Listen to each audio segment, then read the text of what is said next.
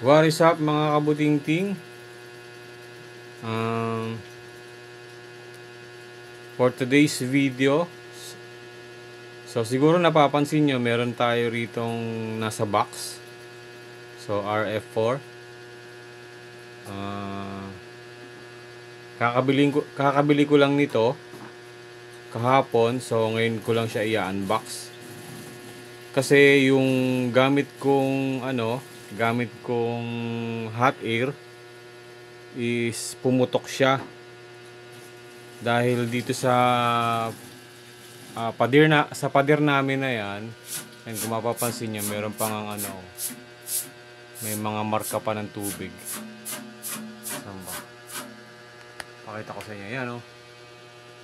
May marka pa siya ng tubig. So nung bumagyong yung bagyong si Karina, so hindi man kami pinasok ang tubig dito sa loob ng bahay, kumakatas naman siya dito sa pader. And ang solution ko para hindi na ako magbuhat ng mga gamit ko is nilagyan ko siya ng plastic sa ibabaw. Nilagyan ko ng cover na plastic. Then hinayaan ko lang. So kinabukasan, pagbalik ko, yung gagamitin ko na siya, hindi ko naman inisip na hindi ko na-expect na basa siya. Pagsaksak ko nung hot air natin, nangamoy siya. Then habang ginagamit ko, bigla siyang pumutok. So syempre kailangan i-check ko muna, baka repairable. Nung nakita ko siya, hoy! Ang hingi-hingi mo! Inisip ko baka repairable. Then nung pagbukas ko, tostado yung motherboard niya. Para siyang uling. So wala na akong choice kung hindi palitan siya. So itong gamit natin na to, kahapon ko to nabili. So ngayon ko pa lang siya i-unbox para meron akong bagong gagamitin ngayon sa pagre-repair natin. So without further ado, buksan na natin itong box na to.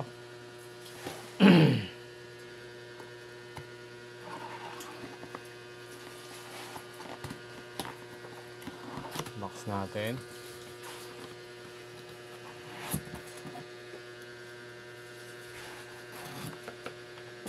Ayan.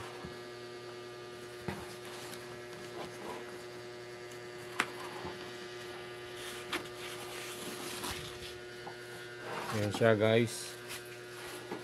May Kaya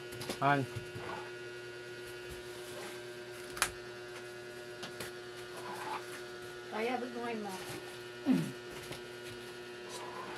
So ayan, guys. Kaya. Ito yung ating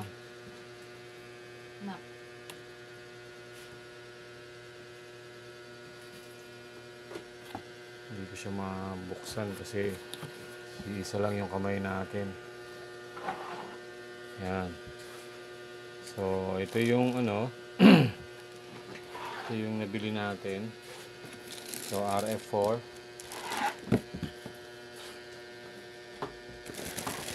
Meron siyang power supply cable. So then may adapter na siyang kasama.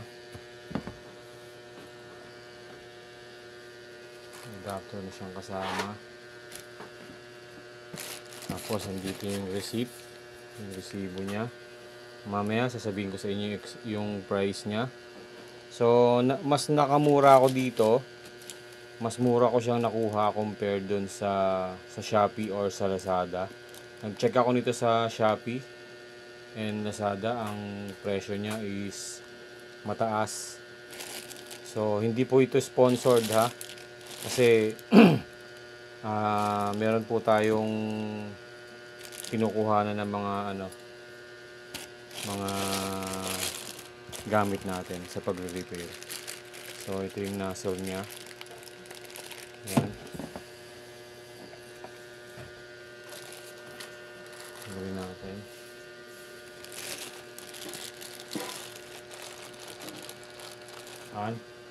Isang kamay nga. Tapatan mo ako.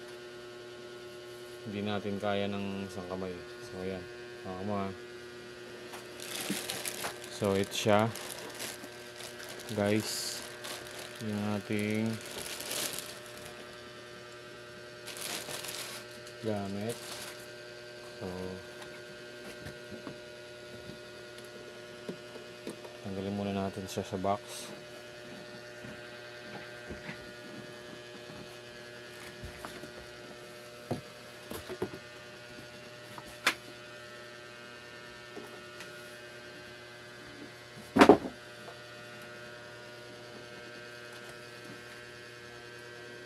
So yan guys. So ito yung ano natin, yung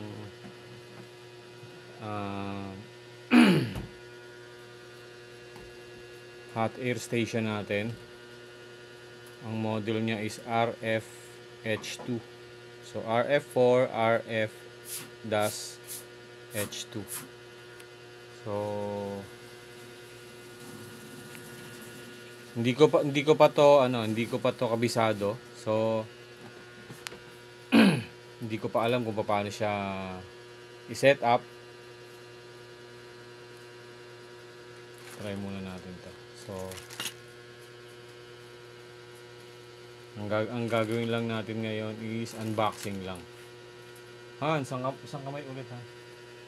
So unboxing lang muna tayo guys. Yan.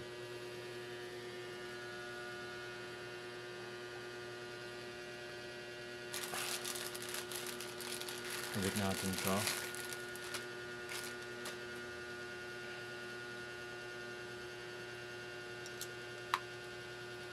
Ulit natin yung power cable nya. Tapos yung nozzle, hindi muna natin siya ikakabit. Ano ko lang tong So ito kasi kailangan pa nating aralin guys, yung temperature nya, kung ilang air, gaano kainit.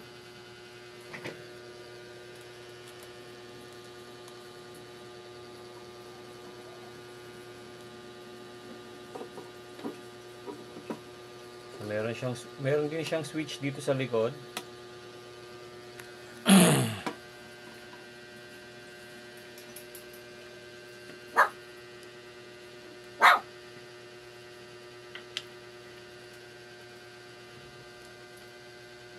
Dito camera. Layo. Yan.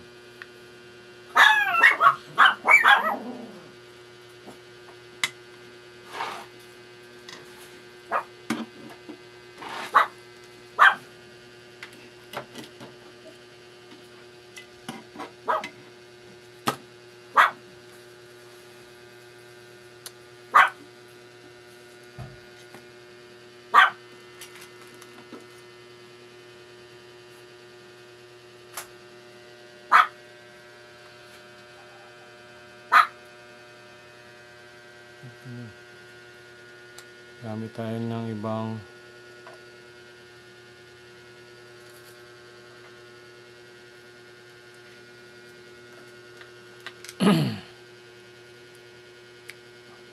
okay.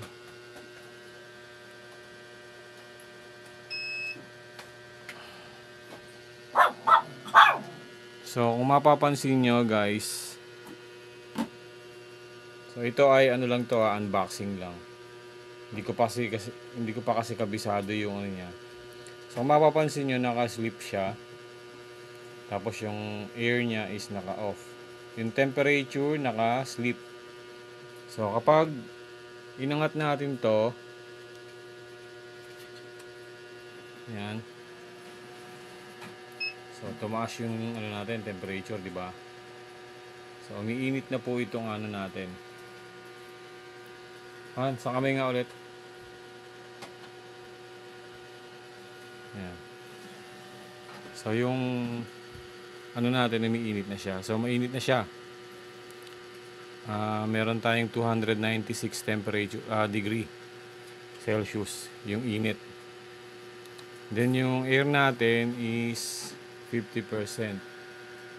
So yung settings natin dito, so hindi ko pa siya masyadong kabisado. So So, kailangan ko pa itong aralin. So, siguro, for now, mga kabutingting, yan lang po yung ating gagawin is unboxing lang.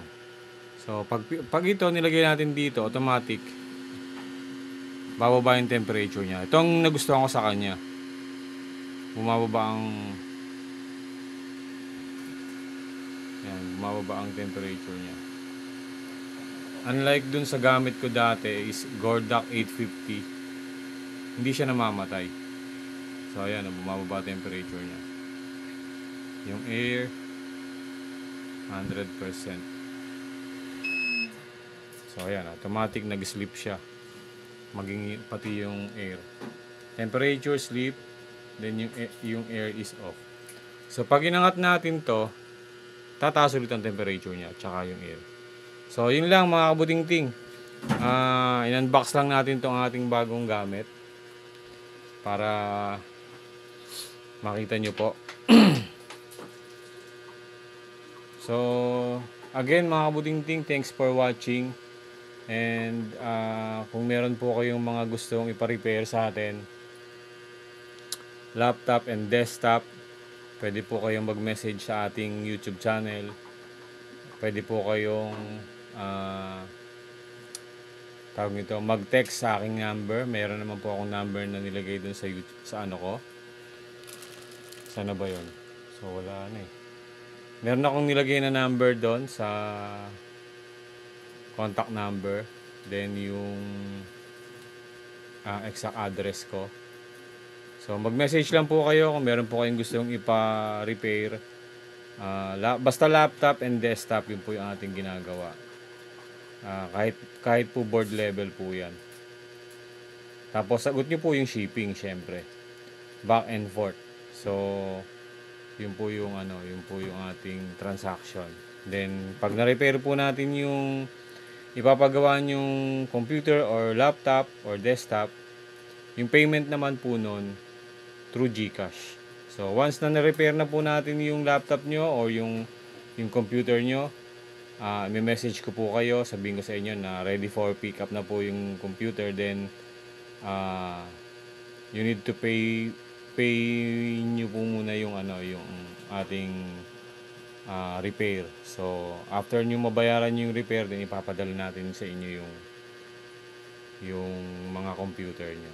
So safe naman po kasi kapag po nagpadala po sa akin yung mga customer ko, minomonitor ko po siya kasi nakikita ko po siya dun sa sa site ng Lalamove app kung nasa na po yung rider. Then after po ma-repair, ganun din po, vice versa, minomonitor ko po siya hanggang sa makarating po yung computer ng ating client dun sa kanila. So yun lang po mga kabutingting. Again, maraming pong salamat and thanks for watching. Ingat po tayo. Have a nice day po and bye-bye. God bless po.